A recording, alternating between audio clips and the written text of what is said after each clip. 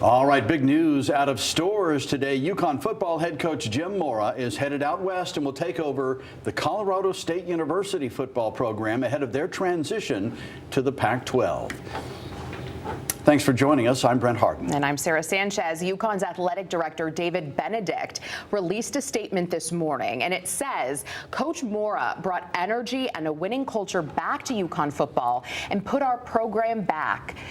Benedict also said offensive coordinator Gordon Sammis will lead the team in the interim as a national search for the next head coach at the University of Connecticut will begin immediately. All right, we're joined right now in studio by Fox 61's Alexa Harley with more on Mora's departure. Yeah, Alexa, this is the way it is in college football. A coach takes over a flagging program, turns it around, gets a bigger, better job, but it's frustrating nonetheless. Yeah, I think they call it the coaching carousel. It's always turning, new faces hopping on and off. And for Jim Mora, he breathed new life into this UConn football program that was dormant prior to his arrival. Now, he took over the program in 2022 after the Huskies pieced together a 1-11 campaign the season prior. His 4 years at the helm of the program was a massive success, ending on back-to-back 9-win seasons and bringing the first bowl game wins back to stores since 2009. And now the Huskies are bowl-bound once again and for the third time in 4 seasons. Now Fox 61's Alicia Hercules and Sean Humphrey are teaming up for today's coverage on Mora's departure.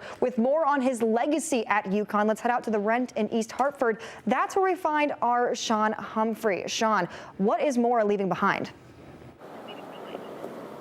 Well, he's certainly leaving behind a rent that was once rocking under his tenure. The last time I was here, the Huskies played Duke in the loudest and the highest capacity game since 2013, largest crowd since 2013. He's had some milestone moments, including his 100th win as a head coach this season. And with 9 wins before the bowl game, UConn has a chance at its first 10-win season at the FBS level and its first 10-win season overall since 1998. Mora has done quite a bit of good work. You just heard Alexa mention what he's done in his 4 seasons here and those back-to-back 9-win seasons. But I wanted an expert opinion. I wanted someone who's been here a little bit longer than I've been in Connecticut. That's why I spoke with Hartford Courant columnist Dom Amore. Here's what he had to say. Randy Edsall did a pretty good job his first time here. And, they beat Notre Dame. They won a major bowl game against South Carolina. Then they went to the Fiesta Bowl, and then he left. But in the years since then, once the original Big East, which was perfect for UConn, broke up, the AAC never really worked. Independent was going to be a tough road. So to do what he's done as an independent program when nobody thought it was possible, he only has to revive Colorado State. He had to exhume UConn.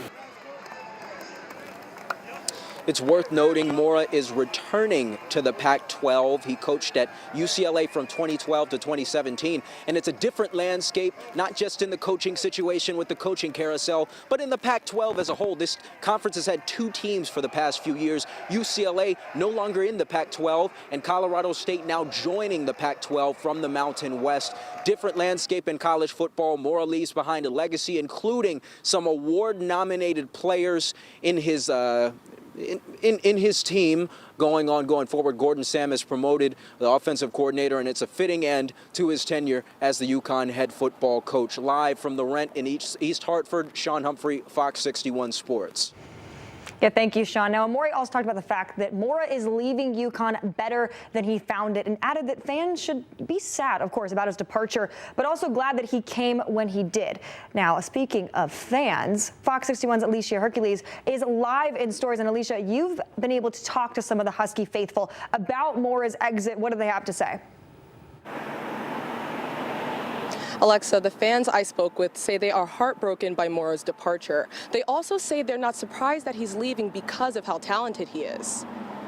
Well, I'm pretty gutted, to be honest, because over the past 2 years he's been a pretty good coach. 9 wins this season. Ayan Tamjid, a sophomore at UConn, says he was shocked by Mora's departure. He's even more upset knowing what program Mora's joining. The fact he's leaving for Colorado State of all teams kind of sucks, because I don't think that's too much of an upgrade over UConn. Patrick Hughes, a UConn football fan, says Mora is a great coach and any team would be lucky to have him. They are 9-3 for the second year in a row. And it's been many, many years since they've been that way. And other schools that are looking for coaches want a good coach, and he's got a ton of experience in the college ranks and in the NFL ranks. He credits Mora with reviving UConn's football program. Jennifer Lane, another UConn fan, says Mora will certainly be missed. Well, I guess it's exciting for him, not so exciting for us. We've been winning lately, and it's going to be a loss for us, but good opportunity for him. So we'll miss him. The fans believe that with the talent on the football team, UConn will be successful without Mora and remain hopeful for the next head coach. In stores, Alicia Hercules, Fox 61.